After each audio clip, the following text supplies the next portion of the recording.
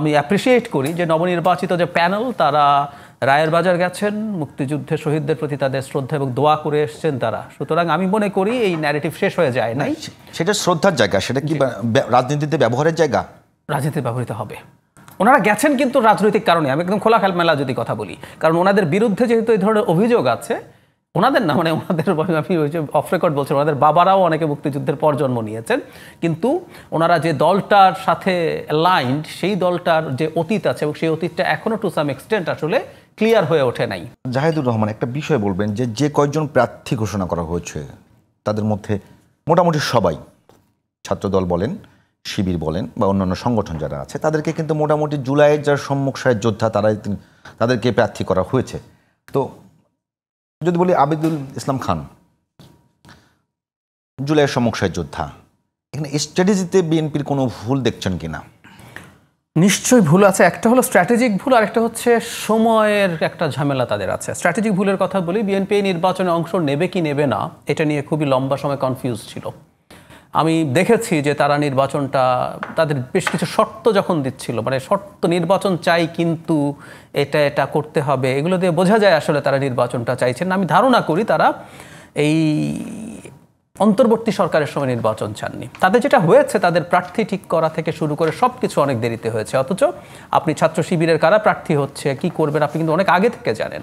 এবং ছাত্র শিবির 5 অগস্ট পরবর্তী সময় থেকে মানে রাজনীতিতে এগুলো হবেই, মানে ওনারা টার্গেট করেছেন এবং ওয়েলফেয়ার, স্টুডেন্টদের পাশে থাকা, তাদের সুবিধা নিশ্চিত করা, তাকে পানির ফিল্টার দেয়া, কারো কোনো ক্রাইসিস হয়েছে হলে সেটা সমাধান করার চেষ্টা করা, এরকম নানান কিছু তারা কিন্তু যেহেতু তারা নির্বাচনটা চেয়েছে, প্রার্থী চিন্তা করেছে, সব কিছু তারা দীর্ঘ সময় ধরে করেছে। সো বিএনপির এই দোদুল্যমানতা প্রবলেম করেছে।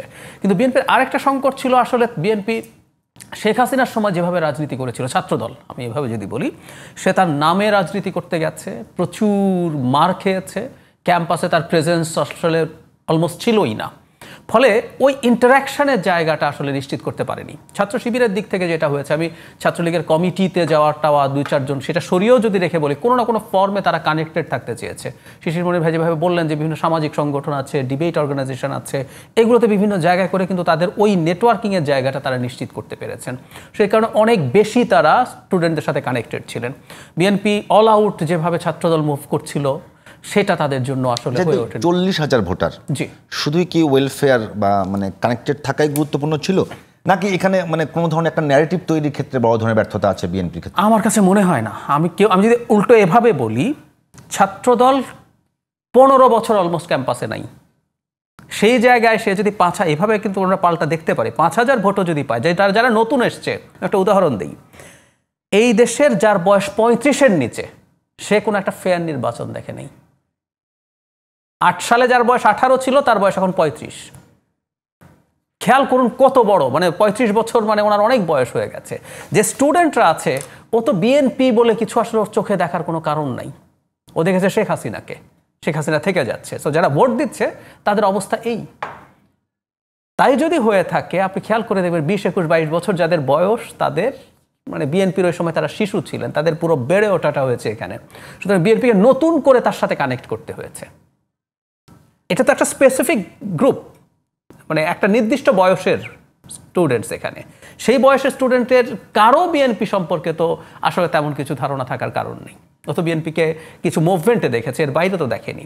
আর প্রতিষ্ঠানে যেখানে আসে, মানে তার শিক্ষা প্রতিষ্ঠানে যেখানে, সেখানেও সে আসলে তার কাছাকাছি তো বিএনপিকে দেখেনি।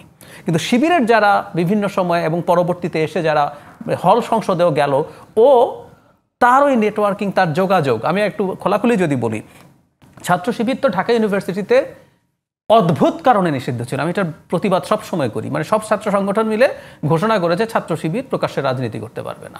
যখন আপনি কাউকে প্রকাশ্যে রাজনীতি করতে দেবেন না সিদ্ধান্ত নেন, তখন অটোমেটিকলি সে তার মতো করে কিভাবে টিকে থাকা যায় সে তার অন্য কৌশল অবলম্বন করে। সুতরাং ছাত্র শিবির কিন্তু আওয়ামী লীগের সময়ও কোনো না কোনো ফর্মে তারা কানেক্টেড থাকার চেষ্টা করেছে। আর বয়ানের কথা যদি বলেন, আমি খুব মেজর কিছু দেখি না, কিন্তু একটা জিনিস আছে, ডাকসু নির্বাচনে আসলে অ্যান্টি ইনকামবেন্সি একটা ফ্যাক্টর কাজ করে। মানে বিএনপি একটা মানে এখনো ক্ষমতায় চলে যায়নি, কিন্তু একটা ফেয়ার নির্বাচন হলে বিএনপি ক্ষমতায় যেতে পারে, এটা পপুলার পারসেপশন আছে। সুতরাং হয়তো বা স্টুডেন্টরা ভেবেছেন, এবং আমাদের ক্ষমতায় থাকা দলগুলো যখন শিক্ষা প্রতিষ্ঠানের নিয়ন্ত্রণ নেয়, স্টুডেন্টদের মধ্যে এক ধরনের মানে ভীতি কাজ করে এবং ছাত্রলীগের একটা ট্রমা আছে সবার মধ্যে, তাই হয়তো তারা ভেবেছেন। সেই জায়গাটি বলছিলাম যে ছাত্রলীগের যে পরিভাষা, জি আপনি মেঘমাল্লার বসুর পরিভাষা আবার ছাত্র দলের পরিভাষার মধ্যে কোনো জায়গায় কানেক্টিভিটি তৈরি হয়ে গেছে কিনা, মনে হয়েছে শিক্ষার্থীদের কাছে যে এই ভাষা তো একই রকম? না না, আমার কাছে মনে হয় না। এটা কেউ আমি শুধুমাত্র আমি কি করব সেটিকে কনফার্ম না করে, সেটিকে ক্যাম্পেইন না করে অন্যের দোষ বলাটা আমার কাছে মনে হয় না। এটা কেউ বলার চেষ্টা করছেন, বা যখন ছাত্র শিবির বা জামায়াতে ইসলামী যে কোনো জায়গায় আসবে, কিছু কিছু ক্ষেত্রে মুক্তিযুদ্ধ ইস্যু হিসাবে আসবে, কেউ বলছে যেটা ব্যাকফায়ার করছে। আমি আবার উল্টো বলি, আজকেই দেখবেন আমি অ্যাপ্রিসিয়েট করি যে নবনির্বাচিত যে প্যানেল তারা রায়ের বাজার গেছেন, মুক্তিযুদ্ধের শহীদদের প্রতি তাদের শ্রদ্ধা এবং দোয়া করে এসছেন তারা। সুতরাং আমি মনে করি এই ন্যারেটিভ শেষ হয়ে যায় নাই। সেটা শ্রদ্ধার জায়গা, সেটা কি রাজনীতিতে ব্যবহারের জায়গা? রাজনীতি ব্যবহৃত হবে। ওনারা গেছেন কিন্তু রাজনৈতিক কারণে, আমি একদম খোলা মেলা যদি কথা বলি, কারণ ওনাদের বিরুদ্ধে যেহেতু এই ধরনের অভিযোগ আছে, ওনাদের না মানে ওনাদের, আমি ওই যে অফ রেকর্ড বলছি, ওনাদের বাবারাও অনেকে মুক্তিযুদ্ধের পর জন্ম নিয়েছেন, কিন্তু ওনারা যে দলটার সাথে অ্যালাইন্ড, সেই দলটার যে অতীত আছে এবং সেই অতীতটা এখনও টু সাম এক্সটেন্ট আসলে ক্লিয়ার হয়ে ওঠে নাই। তো যেহেতু হয় নাই, ওনারা এটা যাওয়ার মাধ্যমে কিন্তু একটা রাজনৈতিক বার্তাও দিলেন যে তারা ৭১কে ওন করেন।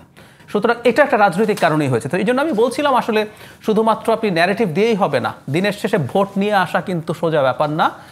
ছাত্রদলের ওই লেভেলের প্রস্তুতি নেওয়ার সময় ছিল না। অ্যাটলিস্ট ৫ তারিখের পরও যদি তারা মনে করতেন ডাকসু নির্বাচন তারা করবেন, এই সিদ্ধান্ত যদি হতো, প্রার্থী যদি তারা মোটামুটি আরও কয়েক মাস আগে সিদ্ধান্ত নিয়ে রাখতেন, তাহলে তাদের এই ঝামেলা হতো না।